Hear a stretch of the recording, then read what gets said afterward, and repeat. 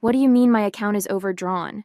That's impossible, I said, staring at my phone in mock surprise as Brandon's sister ranted about the rent money he'd promised her. He did what? When? I kept my voice steady, letting her believe I was just learning about my husband's betrayal. My name is Isla Thompson, and my husband Brandon just became one of the biggest mistakes of my life. But not in the way he thinks. That Sunday morning when I woke up to an empty bed and a cruel note on the fridge felt like a slap in the face, even though I'd been expecting it.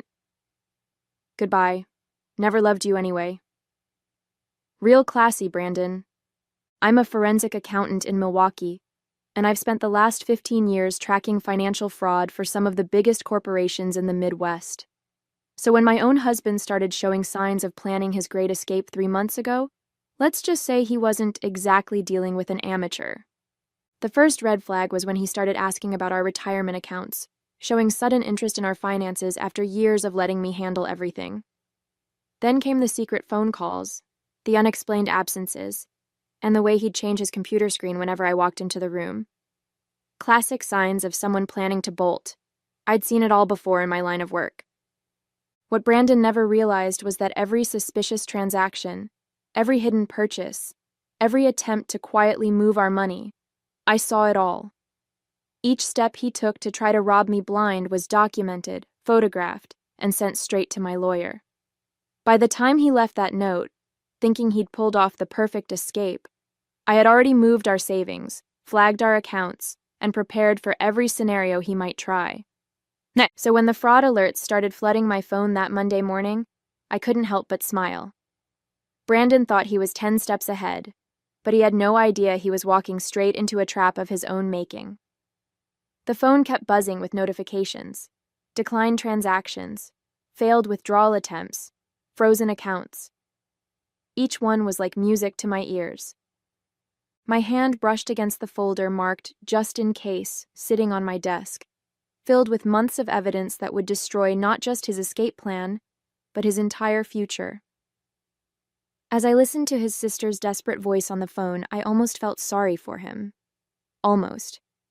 You might think I was devastated, finding out my husband of 8 years never really loved me. But here's the thing about being a forensic accountant. You learn to see patterns. People think they're clever when they're hiding things, but money leaves a trail. Always. And Brandon? He left breadcrumbs everywhere. I met Brandon at a charity gala 6 years ago. He was charming, successful, or so he claimed, and seemed to have his life together. He worked as an investment advisor, drove a nice car, and talked about building a future together. I was impressed by his confidence, his ambition. Looking back now, I should have noticed how he always deflected questions about his clients, how vague he was about his past. The first 3 years were good, or at least I thought they were. We bought a beautiful house in the suburbs of Milwaukee, planned exotic vacations, and talked about starting a family. But there were always these little things that didn't quite add up, like how he'd get defensive whenever I asked about his student loans, or how he'd change the subject when I mentioned meeting his old colleagues. "You don't trust me?" he'd say, turning it around on me. "Why do you need to know everything? Don't you think I can handle my own finances?" Classic manipulation. I'd seen it countless times in my work, people using emotional leverage to avoid financial transparency. But I let it slide because I wanted to believe in us, in him. That was my first mistake. Then came the signs I couldn't ignore. Last Christmas, he insisted on separate accounts for our holiday spending. "It'll be more romantic if we surprise each other," he said. But I noticed the credit card statements he thought he'd hidden, showing purchases at high-end jewelry stores, jewelry I never received. The weekend business trips that didn't match any conferences I could find. The mysterious calls from numbers that always went straight to voicemail when I was around. Most wives might have confronted their husbands immediately, but I'm not most wives. Instead, I started pulling bank statements, tracking transactions, and building a case. Every time he thought he was covering his tracks, he was actually giving me more evidence. I watched as he slowly tried to drain our accounts, thinking I was oblivious to it all. "You're working late again?" he'd ask, feigning concern while I sat at my computer. Just catching up on some cases, I'd reply, not mentioning that the case I was working on was his. The breaking point came 3 weeks ago. I was working late, actually late this time, when my colleague Susan rushed to my desk. Her face was pale, and she was clutching her phone like it might bite her. "Isla, you need to see this," she said, her voice shaking. "I was reviewing the Thompson case files when I found something. It's about Brandon." My stomach dropped as I looked at her screen. There it was, Brandon's name, linked to a series of suspicious transactions we were investigating. Not as a witness or a victim, but as a person of interest. The same patterns I'd been tracking in our personal accounts were showing up in his professional dealings. He wasn't just planning to leave me. He was running from something much bigger. "There's more," Susan whispered, scrolling through the documents. "He's been named in 3 other fraud investigations. Different states, different names, but the same MO. He finds successful women, marries them, then disappears with their money. The last one was in Phoenix, just before he moved to Milwaukee." The pieces started falling into place. The charm, the secrecy, the sudden interest in our finances, it was all part of his pattern. I wasn't his wife, I was his next target, and he had no idea that his latest mark was someone who specialized in catching people exactly like him.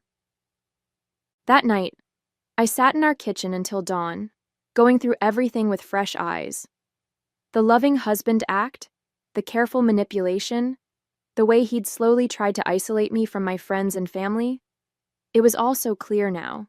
I found myself laughing, not because it was funny, but because of the sheer irony. He'd picked the wrong woman to con. I spent the next 3 weeks preparing. Every morning, I'd kiss him goodbye like nothing was wrong. Every night, I'd listen to his lies about work while documenting every suspicious transaction. I moved our savings, contacted the FBI's Financial Crimes Unit, and gathered evidence that would not only protect me, but help his previous victims. "You seem different lately," he said one night, studying my face. "Is everything okay?"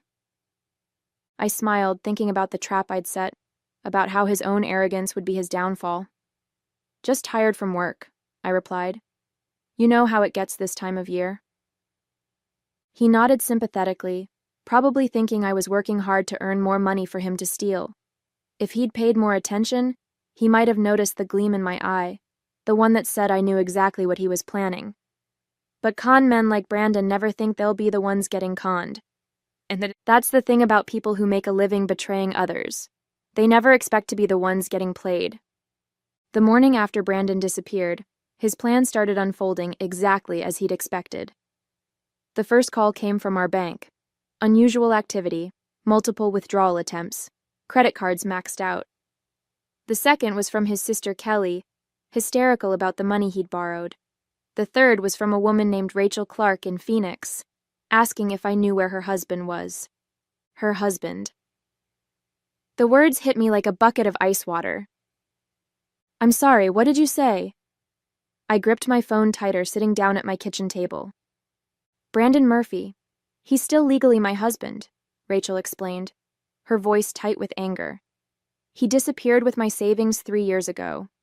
I've been tracking him ever since." I smiled despite myself. "Actually, here he went by Brandon Thompson, and you're not going to believe this, but I've been expecting your call." Over the next hour, Rachel and I compared notes. Same charming smile, same investment advisor story, same pattern of slowly draining accounts before disappearing. But this time, there was one crucial difference. Me. "I've gathered enough evidence to bring him down," I told her, "but I need your help to catch him." That's when my phone buzzed with a text from Brandon. "I'm sorry, can we talk? Just one last time?" Perfect. He was following the pattern I'd discovered in Rachel's case, reaching out after the initial disappearance, trying to manipulate his way into one last chance to access any remaining funds. I showed the text to my lawyer, who was already preparing our counterattack. "Let's set the trap," she said, her eyes gleaming. I agreed to meet Brandon at a coffee shop downtown. When I arrived, he was already there, looking appropriately remorseful. His eyes were red, his clothes slightly rumpled, the perfect picture of a man who'd made a terrible mistake. "Isla, I'm so sorry," he began, reaching for my hand across the table. "I've been going through some things, dealing with some bad investments. I panicked." I pulled my hand away, playing my part perfectly. "How much trouble are you in, Brandon?" His eyes lit up. Just a flicker, but I caught it. He thought I was falling for it. "About $200,000, but I have a plan to fix everything. I just need access to our emergency fund." I pretended to consider it, watching him squirm. "The emergency fund, right. The one you tried to empty yesterday?" His face fell for just a second before he recovered. "That was a mistake. I wasn't thinking clearly. But if you help me now, I promise—" To what? To disappear again? Or to stick around long enough to drain my accounts like you did to Rachel in Phoenix? The color drained from his face. For the first time since I'd known him, Brandon Thompson, or Murphy, or whatever his real name was, looked genuinely shocked. "You know, the funny thing is," I continued, sliding a folder across the table, "if you'd done your research, you might have realized that stealing from a forensic accountant wasn't your smartest move." Just then, 2 FBI agents approached our table. I stood up, straightening my jacket. "Oh, and Brandon? You might want to call a lawyer. A good one." As Brandon was being led away by the FBI agents, my phone lit up with a call from Susan. Her timing couldn't have been better. "We've got him," she said, her voice triumphant. "The team just finished analyzing those offshore accounts you flagged. Brandon isn't just running a marriage con. He's been operating a massive Ponzi scheme. We're looking at fraud in the millions." I watched through the coffee shop window as Brandon was placed in a federal vehicle. He looked small now, nothing like the confident man who thought he'd outsmarted me. "How many victims?" I asked, already knowing the answer would be ugly. 23 so far, spanning 5 states. 12 marriages, all to successful women in finance. But here's the kicker. He was planning something bigger. We found evidence of a new investment firm he was setting up. He was going to use your credentials and reputation to lure in high-net-worth clients. I thought about all those late nights when he'd ask about my cases, showing sudden interest in my work.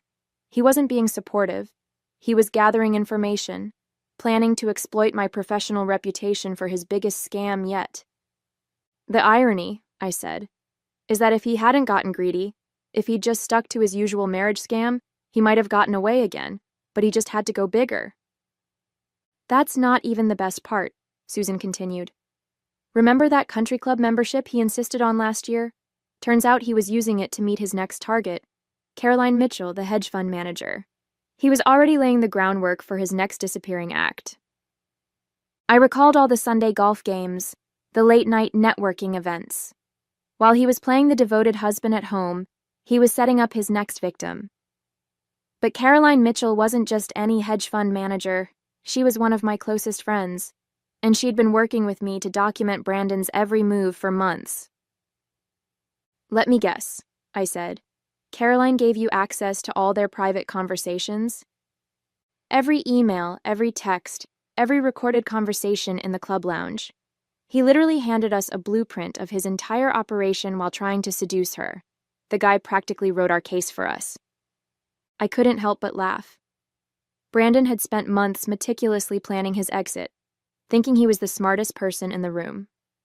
Meanwhile, every person he thought he was manipulating had been working together, building an airtight case against him. "Have you heard from his sister Kelly?" I asked, thinking about her frantic call this morning. "That's another interesting thread," Susan replied. "Turns out she's not his sister at all.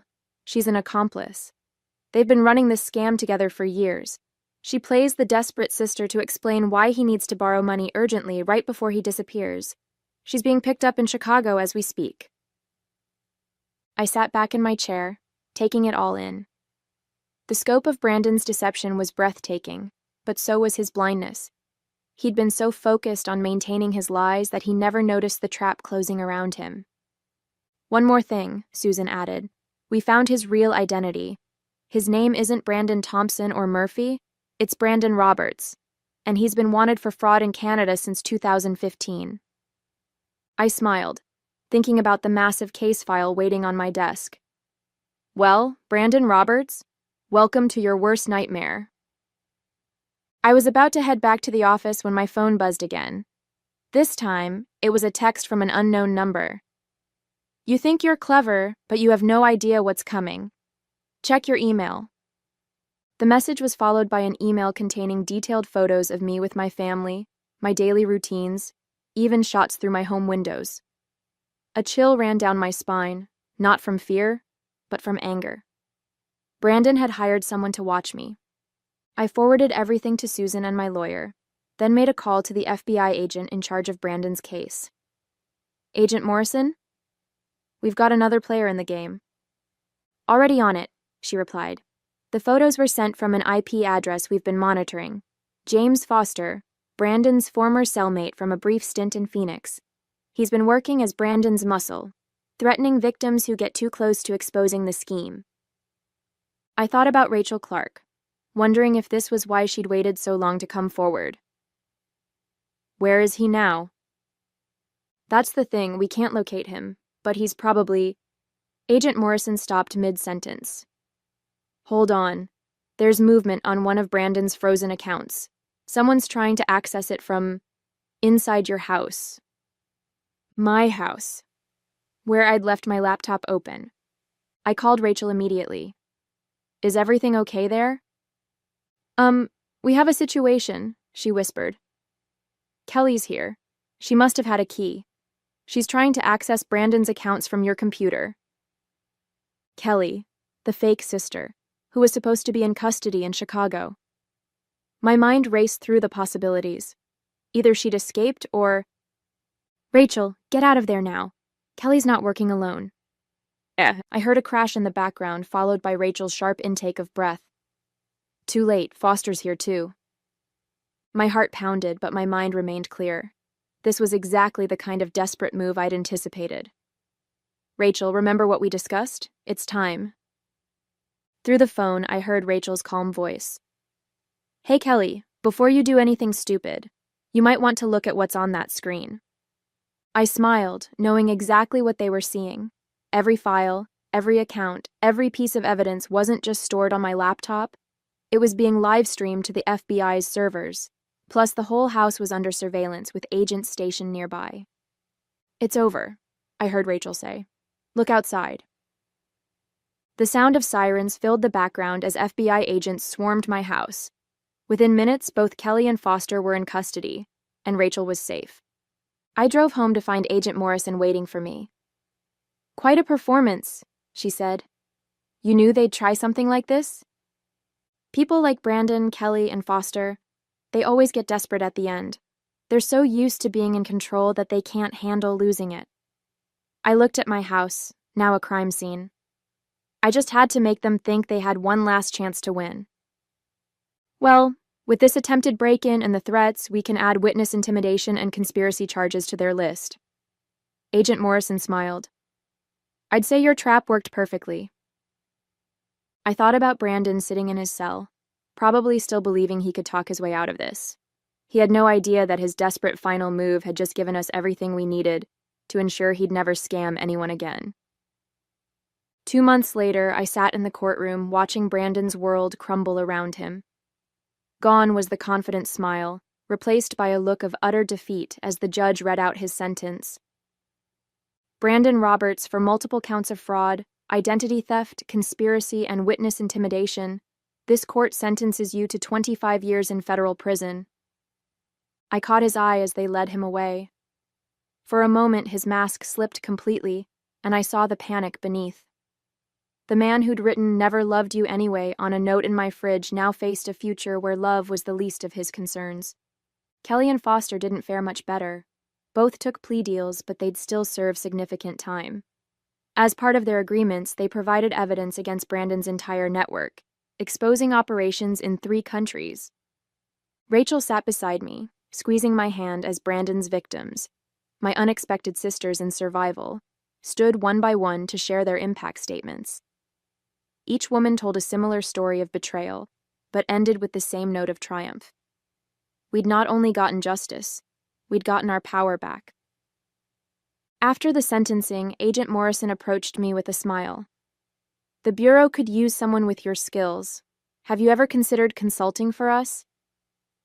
I thought about all the other Brandons out there, all the scammers who thought they were too clever to get caught. You know what? I think I'd like that. Yeah. As I walked out of the courthouse into the bright Milwaukee sunshine, I felt lighter than I had in years. Brandon thought he'd destroyed me, but he'd only made me stronger. And now I had a new mission, ensuring he would be the last con man to underestimate a woman with a talent for numbers and a mind for justice. 6 months after Brandon's sentencing, I stood at a podium in a packed conference room at the FBI's Financial Crimes Division in Milwaukee. Behind me was a presentation detailing what they now called the Thompson case, though that wasn't his real name or mine anymore. I'd taken back my maiden name, wanting nothing to do with any of Brandon's aliases. The modern con artist doesn't use a gun, I told the room full of agents and analysts. They use trust, manipulation, and technology. But they all leave a trail. You just have to know where to look. The program I'd developed with the FBI was already showing results. 3 major romance scam rings had been busted in the past month alone. Rachel had become one of our most valuable consultants, her experience helping us understand how these predators chose their targets. After the presentation, I checked my phone to find a message from Susan. Another victim of Brandon's had been located in Vancouver.